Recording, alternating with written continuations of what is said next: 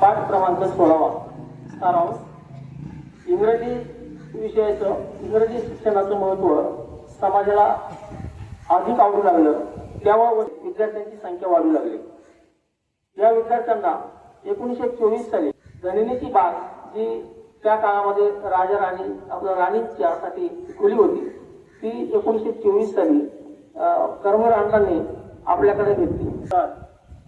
पाठ क्रमांक 17 या पाठाचं वाचन करण्यासाठी कुमारी निकम जानवी बंडू। मी निकम जानवी बंडू वर्ग SY BCS। मी आज डॉक्टर दत्ता भोसले लिखित कुमारांचे कर्मवीर या पुस्तकातील 17व्या पाठाचे वाचन करणार आहे। वसतिगृह जमिनींच्या बागेत केल्याने सर्व मुलांवर देखरेख करणे शक्य होऊ लागले।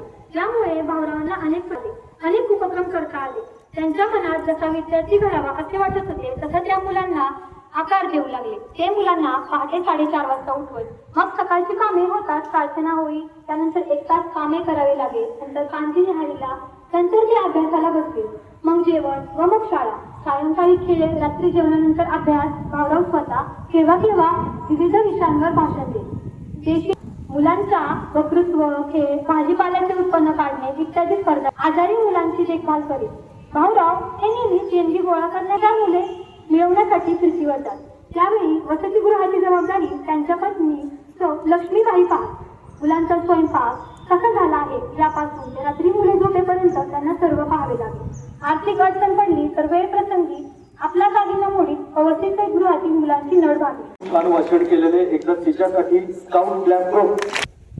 प्रश्न क्रमांक 1, गणिनीच्या बागेत मुले कोणती कामे करत होती? गणिनीच्या बागेत मुले कोणती कामे करत होती? त्याचे उत्तर। माझे नाव वायसे धीरज बाळू, 11वी सायन्स कॉमर्स। गणिनीच्या बागेत मुले पाणी देणे, खुरपणी करणे आणि भाजीपाला लावणे ही कामे करत होती। उत्तर बरोबर आहे। यानंतर प्रश्न क्रमांक 2चं उत्तर। नाव सौरंजली संतोष। रात्री पाटील यांनी रात्री 2 वाजता पाहिले की त्यांना जेव्हा भूक लागली तेव्हा ते उठले होते आणि त्यांनी पाहिले की भाऊराव पाटील हे एका मुलाला आपले पांघरून देऊन त्याला आपल्या उभ्यामध्ये घेत आहेत आणि त्याला माया देत आहेत। जोरदार टाळ्या झाल्या पाहिजे त्याच्यासाठी स्काउट ब्लॅक ग्रुप। यानंतर प्रश्न क्रमांक 3, भिंगार दिवे या विद्यार्थ्यास संस्कृत विषयाचे अधिक ज्ञान देण्यासाठी भाऊरावांनी त्यास कुठे व कोणाकडे पाठवले? 2 प्रश्नांची उत्तरं द्यायची। कुठे पाठवलं आणि कोणाकडे पाठवलं? नाहीच कोणाला उत्तर आलं तर हमखास एक तयारच असतं। भिंगार या विद्यार्थ्याला भाऊरावांनी साताऱ्यात पाठवले, लक्ष्मण शास्त्री यांच्याकडे पाठवले। थोडासा अंदाज थोडासा चुकलेला आहे। वाईस पाठवलं हे उत्तर आहे। अर्थातच साताऱ्याजवळ वाई आहे आणि उत्तर होतं तर्कतीर्थ श्री लक्ष्मण शास्त्री जोशी। एकदा या तिन्ही विद्यार्थ्यांसाठी एकदा जोरदार टाळ्या झाल्या पाहिजे। विद्यार्थ्यांचा सन्मान करण्यासाठी प्राध्यापक अभिमन्यू गायकवाड सर विनंती आहे आपण दुसऱ्या विद्यार्थिनीचा सन्मान करायचा आहे, चौरे अंजली संतोष।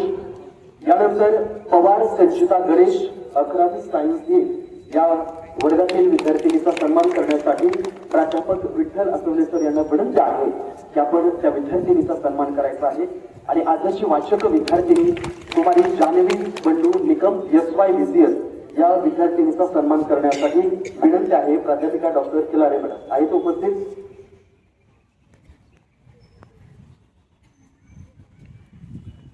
विकास भोसले सर, जोरदार टाळ्यांची ताल या ठिकाणी आपण घेऊया।